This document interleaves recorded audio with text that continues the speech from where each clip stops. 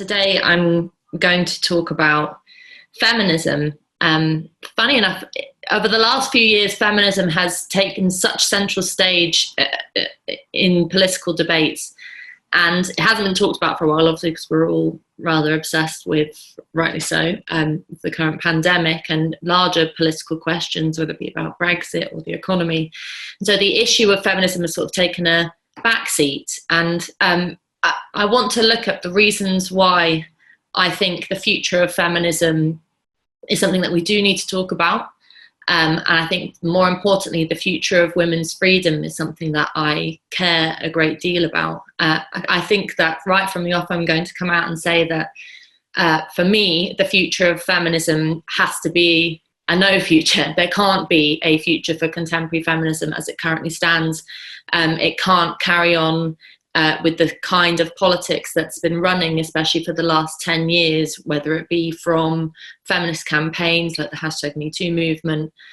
or more centrally organised feminist groups, whether they be parliamentary parties or otherwise. I think that feminism is dead in the water. I'm not a feminist myself, and I wrote about this in my book, What Women Want, Fun, Freedom and an End to Feminism, which was quite a long time ago. It came out a number of years ago, and made famous, or at least slightly made famous by Mel Gibson, was who I took my inspiration from the book from, but really because it was trying to poke a bit of fun at the sort of religious nature of contemporary feminism at the moment. The sort of unequivocal expectation that women should have to wear the F word as a label, that politicians feel that they have to come out and state that they are feminists. Celebrities get more plaudits if they come out and say that they have, brandished their feminist credentials. But actually, what I wanted to look at when I was writing this book and thinking about feminism was, are most women feminists? And you can say what you like about polling and say what you like about surveys. They're often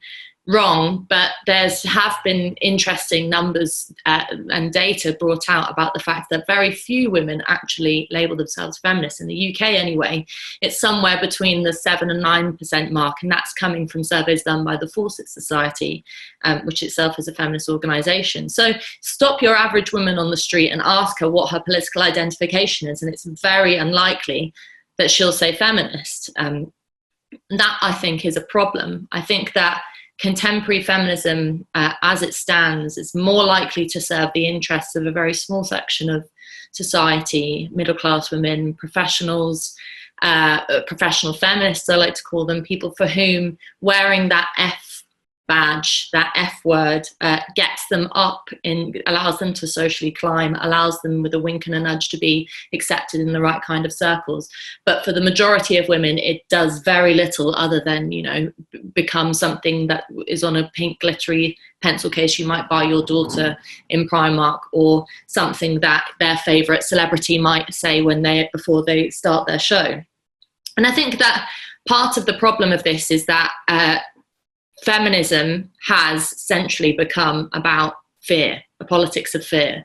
And I'm going to look at 3 ways in which that's come about: fear of work, fear of sex, and fear in ourselves. And I think, one of the things that part of the problems of contemporary feminism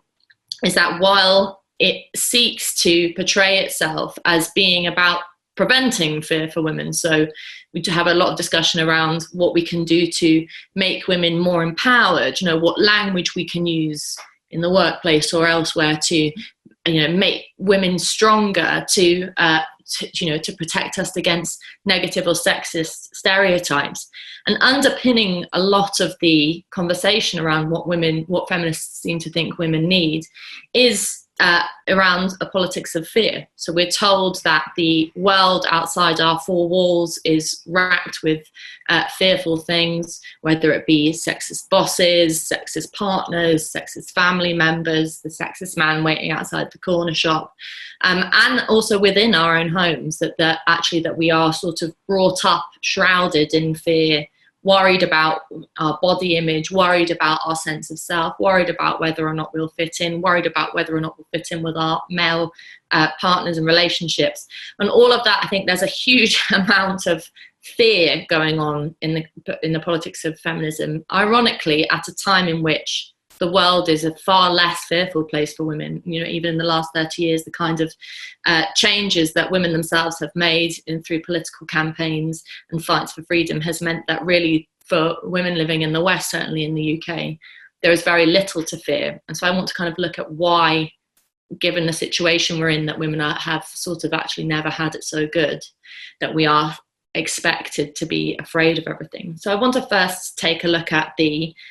fear of work and fear in the workplace, because this is something that keeps coming up. So if you are a young woman about to go out into the workplace, whether it be an office or anywhere else, the office is often where this kind of discussion centres around, which in itself might give you an indication of how limited some of the scope of some of the politics of feminism is, given that not all women work in offices. But sticking with the office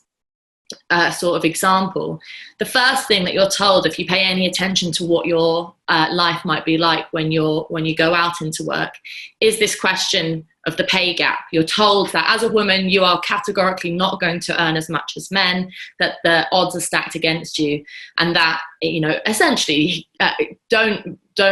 think about trying to kind of be ambitious around this, because there's sexism inbuilt into the system. And when you try and pick apart gender pay gap data, you're quite often told that you're sort of denying reality, that you are being sort of oblivious to the facts. And obviously the part of the problem is that the data around this is very complicated, and I've just sort of tried to be a bit piss-takey here by pulling out several headlines showing that even amongst themselves, people who agree with the sort of official feminist line that the gender pay gap is real and that women are discriminated against in the workplace, they don't always agree. So we've got, it's going to take 60 years to eradicate the gap, 250 years to close the gap, 99.5 years to close the gap. Every year it changes, not in relation to any kind of material reality, but because a lot of the time the stats involved in